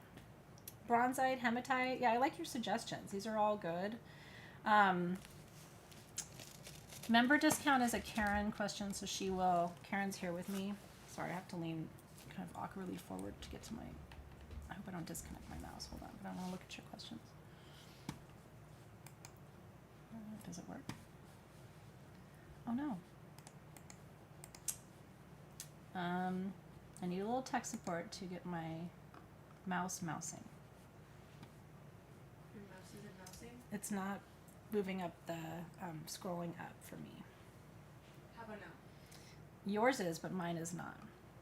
Oh my gosh, I don't think your mouse is. Oh, are you doing it? Oh, I am doing it. Yay. Okay. Okay, don't touch yours now. Okay. Okay. Oh, I love that. Lori said, saved branches from my brother's oak tree that went down in the wind to make walking sticks. Isn't that cool? That would be an amazing gift to give someone too when you make things like that. Is there any edible patchouli oil? I wish there was. I mean, maybe it is edible. I've never eaten it. But I practically want to eat my arm when I'm wearing it. I find it so sexy. But I mean, I would have to. My whole house smells like it. I put patchouli oil in my detergent. I'm sure I've told you that. I buy unscented detergent and add patchouli oil. So my sheets smell like it. My clothes smell like it. My kids smell like it. And even their friends are like, what's that thing you use to wash their clothes? I want it. And I'm like, it's patchouli oil in really inexpensive, unscented laundry detergent. I think it's going to be a good decade. I'm excited about it. I can't say much more about it than that, but I believe in magic. I really do. Let's see. What do you think about faking it till you make it? Thank you, Millie, for this. As when you just aren't feeling it yet.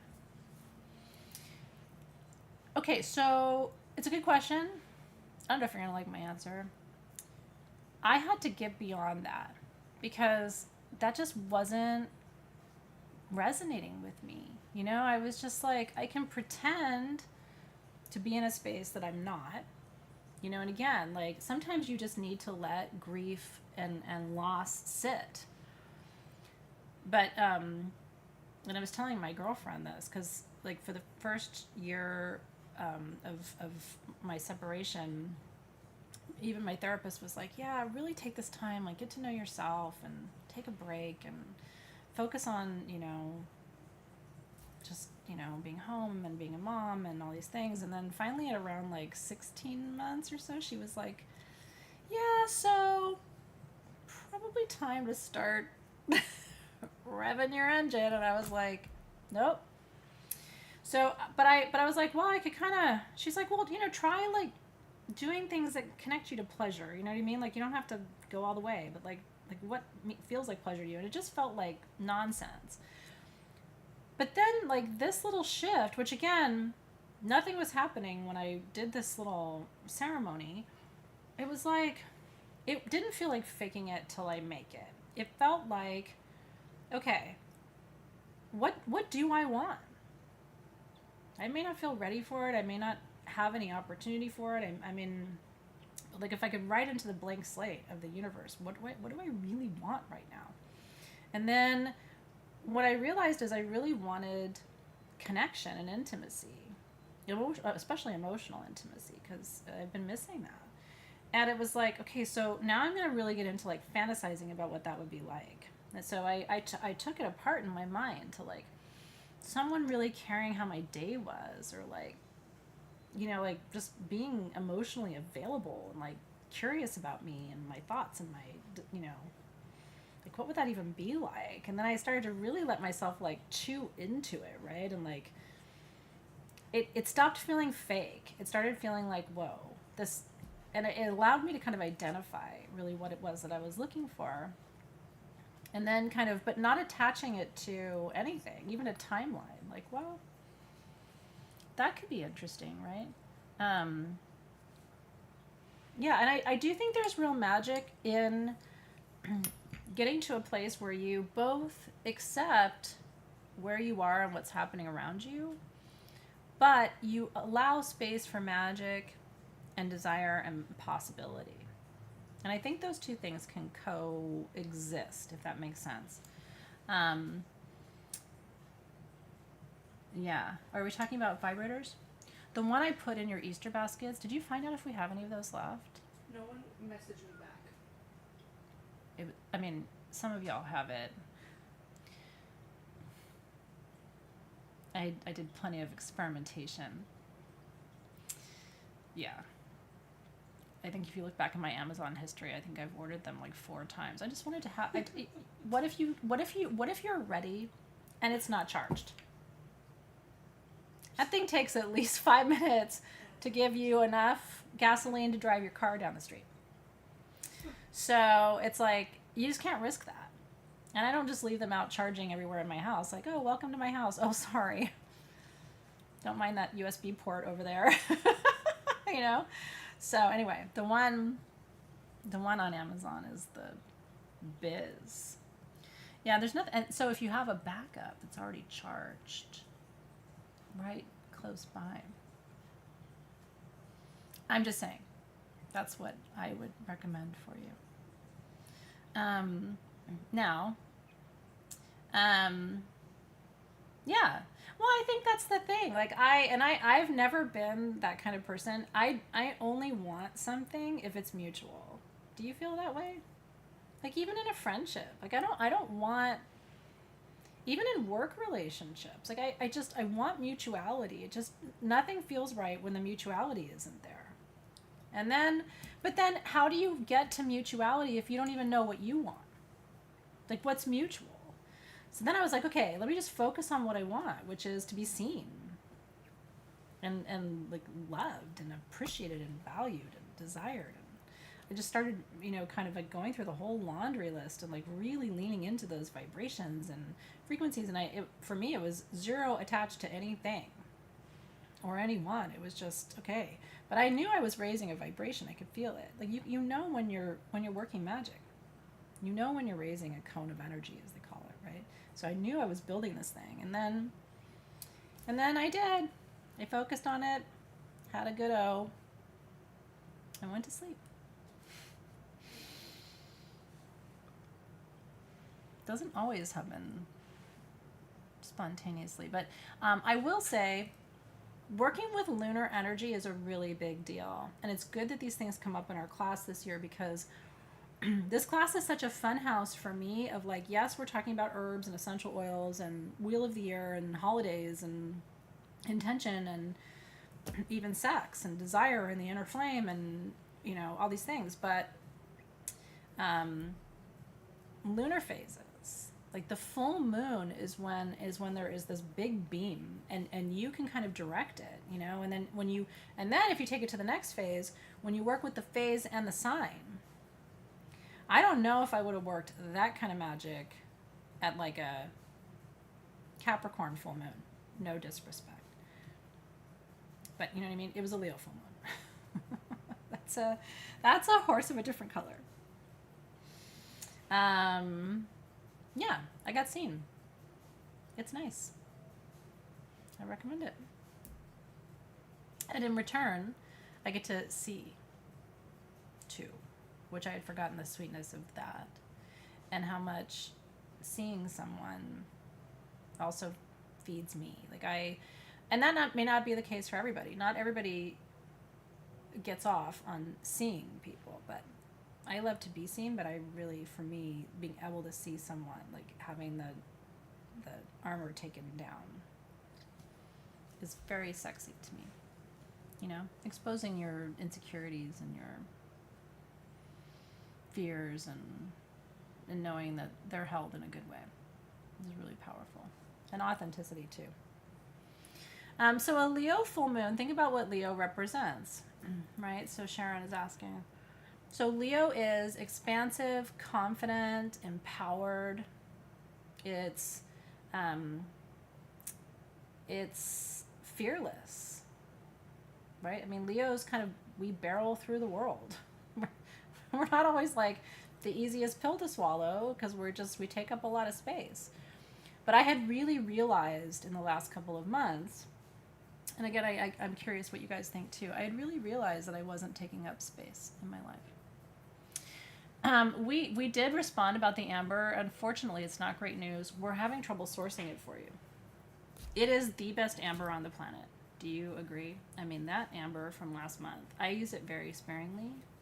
Part of what I love about it is when I'm kind of crumbling it to burn it, then the oils are in my fingers and I just rub it all over my clothes. I would bathe in that amber resin if I could. It's also extremely expensive. We gave you like the cherry amber resin. So we are trying to get more for you. We just don't have it for you right now. But I'm really glad you liked it. I know. No, me either. If you think I've got some secret backroom stash where I'm like, I just have all the amber or whatever, I've got my one little vial and it's paws off. I guard certain things. Like, I mean, they're not everything is replaceable, right? So just use a little. Mix it with other things. One little sexy secret, if you haven't tried this, I don't know if you're like a bath person, but I'm a bath person. Just take some basic Himalayan salt or Epsom salt. My favorite is Epsom because it's magnesium and it's good for you. It relaxes your muscles and helps with regularity. It's fast fact, but it's true. So take some Epsom salt, not a ton, like, enough to fill this jar maybe. And take maybe just a fingernail's worth of the amber resin, mix it with the salt, and let the oils dissipate into the salt. Put that in your bath. And call me in the morning. It's so good. Yeah, we had it in a little necklace. Do you remember that? I still have that in my closet. That still smells. And that was like, what, 7, 8 years ago now? It's really good. How do you ask the universe for what you want to come? Is that what you're asking, Carla? So that's my process. And it's fun to talk about it because it's like I've been preaching all these things for a really long time, but letting my intuition kind of fly this last month was a really interesting experiment. And then, so again, think about what you want, then push past that to desiring what you want, then push past that to fantasizing. It's just giving you language for strengthening the frequency. When you get to the fantasy stage, if you want to take it to the next level, have an orgasm, and in the moment of the orgasm, focus either on the word or the image of that thing. So you can focus on authenticity or being seen or partnership or I highly encourage people not to attach that to someone unless they're already in a relationship. I think it's better to let free will happen. But then, what happens is you send out that frequency and the universe kind of lines you up with a frequency that matches it. And it's powerful.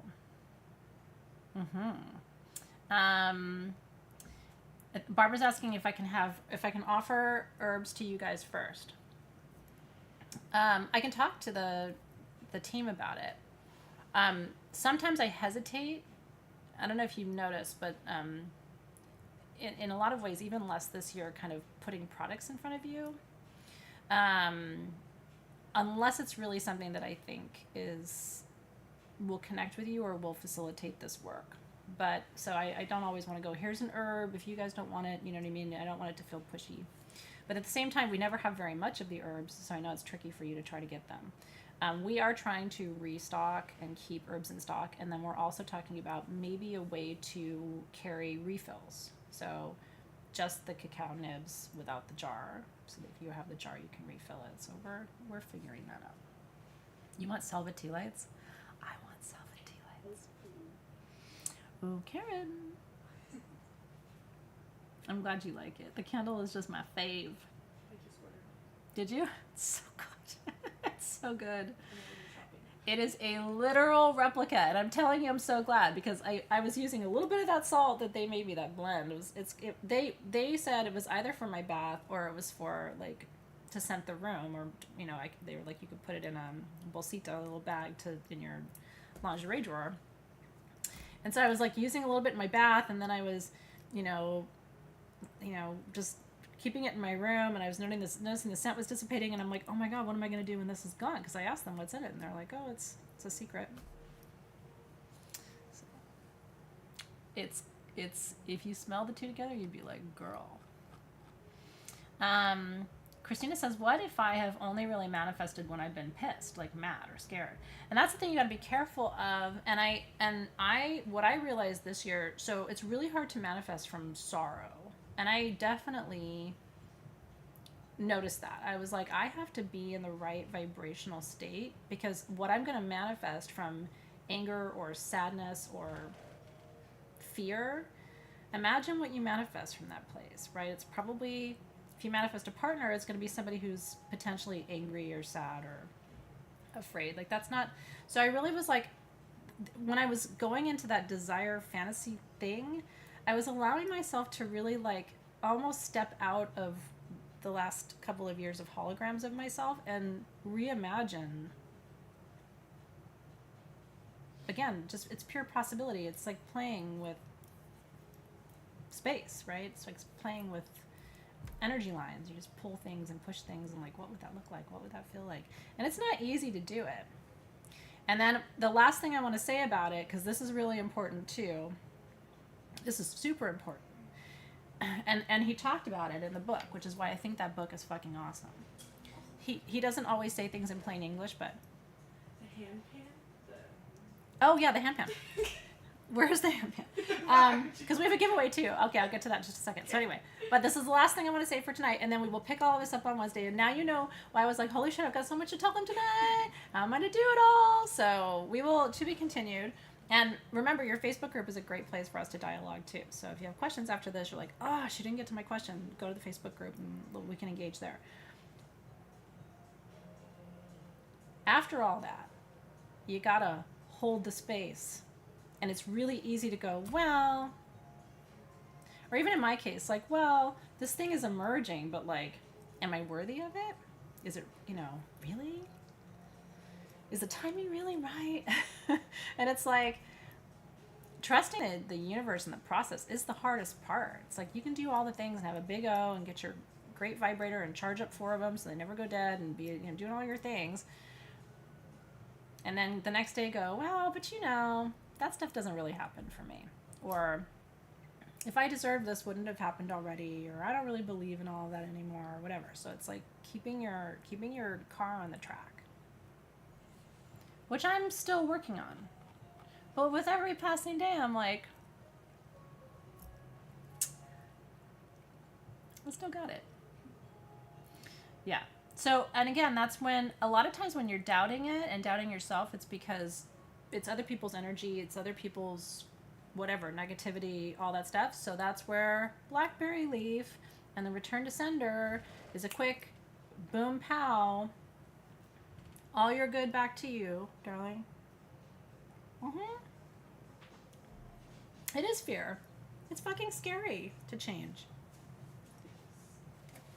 What isn't scary is playing a handpan. It's world's most terrible segue. That was the best in my opinion.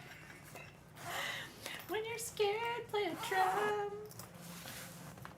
Release fear with the hand pan. That sounds like a commercial. David just did a commercial. Release your fear. Hand pan your fears away. Hand pan it. It's getting worse by the minute. Okay, I just hooked myself onto it, so I think they're gonna deliver me with your hand pan. What came to the door today, honey? Athena Paracas, actually, with a hand pan. Okay, this is a giveaway. Let me make sure I tell you the correct information. You have to say the word flame in the comments of the post in our Apothecary group before midnight tomorrow to be entered to win your own handpan. You know how I feel about.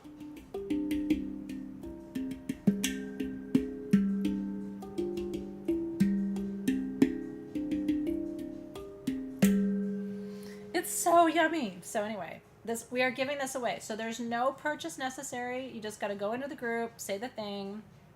Not here in the Facebook group. So if you're not shopping, that's fun. If you are shopping and you put the word garnet in your notes, that's right. Now, I really did bring these home in my suitcase. They were next to my underwear.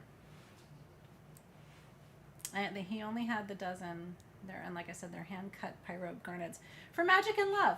And you know what's really funny? I bought these after my little magic experience in Tucson. All that happened in Tucson, by the way. And you can tell the difference in my pictures. Like, I look at the pictures in the show and I'm like, that's the day after. Holy shit. So anyway, If you need a little magic in life, that's fine. I definitely recommend the Pink Opal Pendulum from today. I recommend Selva perfume and Dieta perfume. Did you see this today? Is that the sweetest pendulum? It's so accurate. We never did a Pink Opal pendulum for you before, so I thought that was really beautiful. And with all the little flower tendrils, it's very spring. It's your new spring pendulum. So anyway, those are some things at sagegoddess.com, and your code is president for something off. I know I'm not good with those things. So cheers. So thank you for being here tonight. It was a pleasure to be with you. I'm so grateful that my voice was good. I feel like my breathing was good. I was able to focus and not be foggy. So thank you again for that week to get better. And so I'm going to see you Wednesday. I'm going to see you Friday. Are you excited? I know. We have some powerful work to do on Friday. Are the worksheets ready, by the way, for Friday? I don't know.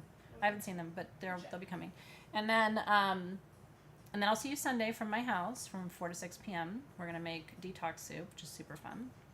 And then I will see you again on Wednesday for session 3. So we'll be doing our Book of Wisdom at the end of the month, but Wednesday is our journey. And we're gonna take all of this awareness from tonight, and we're actually gonna manifest. I really truly believe that Wednesday's journey with all those fire goddesses, if you're ready to do this work, which I think, why are you in this class if you're not? It's time. And then at the end of the year, we'll all cackle together and go, I know I thought 2024 was going to be boring. Or just more of the same. It's turning out not to be. So cheers. Love you guys. Thanks for being here. It's an Athena Palooza. It's a lot of me, but sorry, not sorry. You will recover. But like I said, if there are questions that I didn't get to tonight, give me a shout. Give me a tag in the Facebook group. And I'll look forward to engaging more with you there. Thank you, Karen, as always. Haven was here, which was lovely. And it's always nice to have her in the room, so I'm not telling jokes to myself. And I'll see you soon. I don't know how to sign off from this little jerry-rigged situation, so. I don't think anyone is here either to help with this, but. Bye, bye, bye. We will figure this out. I know, I'm singing Backstreet Boys to you now, for fuck's sake. Okay. Oh, it's stop streaming and broadcast. Okay. Are you doing